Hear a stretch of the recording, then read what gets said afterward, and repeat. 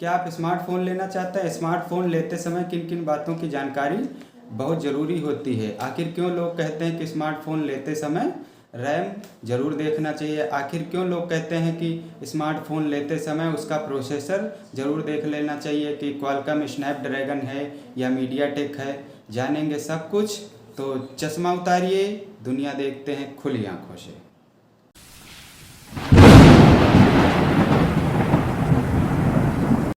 तो नमस्कार दोस्तों, स्मार्टफ़ोन आज की सबसे बड़ी आवश्यकता बन चुका है।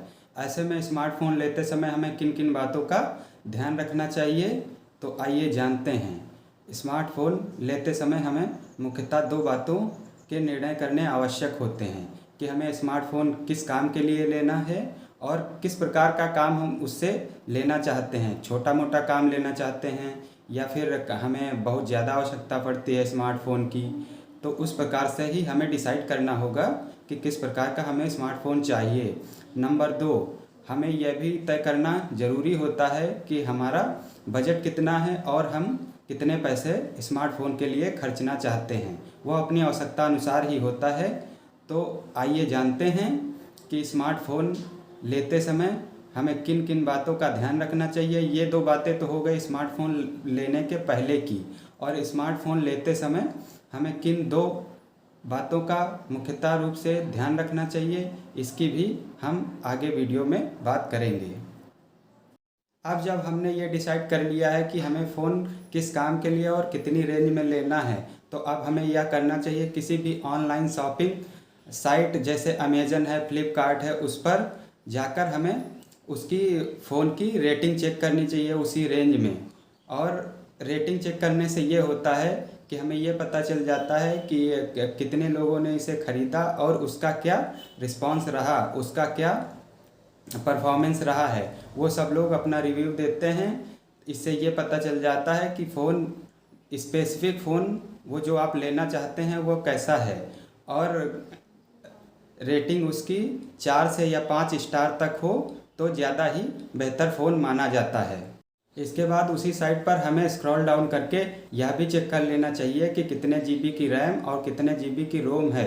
जैसे 3 32 4 64 6 64 6 128 और 8 128 जीबी रैम और रोम के फ़ोन अवेलेबल होते हैं। वो तो अपनी आवश्यकता अनुसार ही आप उसका सिलेक्शन करें। उसके बाद सबसे महत्वपूर्ण प्रोसेसर होता है। कुछ लोग कहते हैं क्वालकॉम स्नैपड्रैगन, और कुछ लोग कहते हैं मीडियाटेक का प्रोसेसर ज़्यादा अच्छा होता है स्मार्टफ़ोन के लिए। तो सबसे पहले हम आपको बता दें कि पिछले टाइम सबसे ज़्यादा स्नैपड्रैगन का ही प्रोसेसर चलता था। अब कुछ टेक्नोलॉजी बढ़ गई है, तो सभी प्रोसेसर बनाने वाली कंपनियों ने काफ़ी तरक्की की है। तो आप क्वालकॉम स्नैपड्रैगन और मीडियाटेक आप जो भी लें, दोनों ही बेहतर परफॉर्मेंस करते हैं।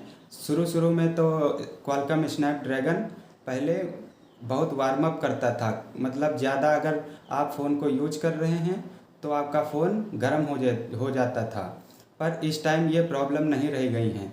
आप चाहे जो भी प्रोसेसर चूज कर सकते हैं, चाहे आप क्वालकॉम स्नैपड्रैगन 870 लें और चाहे आप क्वालकॉम स्नैपड्रैगन 850 लें और चाहे आप मीडियाटेक का डायमेंसिटी सीरीज का 810 लें, दोनों ही बेहतर आज के समय में काम कर रहे हैं।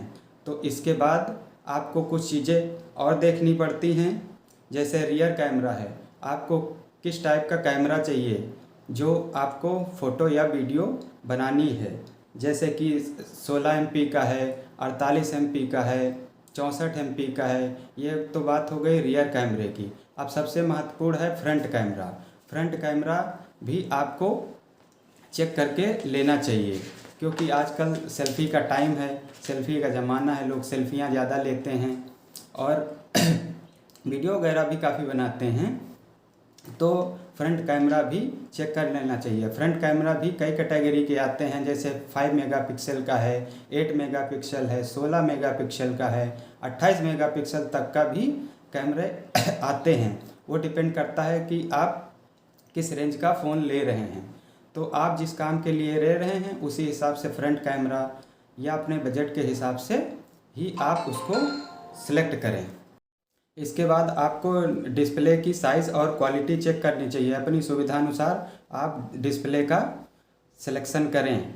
और आमतौर पर आज डिस्प्ले जो है 6.62 इंच और 6.56 इंच के डिस्प्ले ज़्यादा चलन में हैं। और क्वालिटी तो सबसे ही महत्वपूर्ण है। आपको HD डिस्प्ले लेनी है या फुल HD डिस्प्ले लेनी है या इंसेल अमोल्ड डिस्प्ले लेनी है या फिर LED डिस्प्ले लेनी है, आपको वहीं पर चूज करना होगा। और आपको किस प्रकार की बैटरी चाहिए, आप कितना यूज करते हैं अपना फ़ोन, उसी हिसाब से आपको बैटरी भी सेलेक्ट करनी चाहिए कि 3000 mAh की बैटरी चाहिए, कि आपको 4000 mAh की बैटरी चाहिए या 5000 mAh की बैटरी चाहिए या 6000 mAh की बैटरी चाहिए। जितनी ज़्यादा mAh की बैटरी होगी उतना लंबे टाइम तक आप फ़ोन को लगातार चला सकते हैं। तो इन सब बातों का ध्यान रखना बहुत ही आवश्यक है। इससे भी कुछ और भी महत्वपूर्ण बातें हैं जिनका ध्यान रखना बहुत ही आवश्यक है, जिसके बारे में हम वीडियो में आगे बात कर रहे हैं। आज के समय में टेक्नोलॉजी बहुत तेज़ी से तरक्की कर रही है और 5G भी लॉन्च होने ही वाला है और बहुत जल्द 5G लॉन्च हो जाएगा।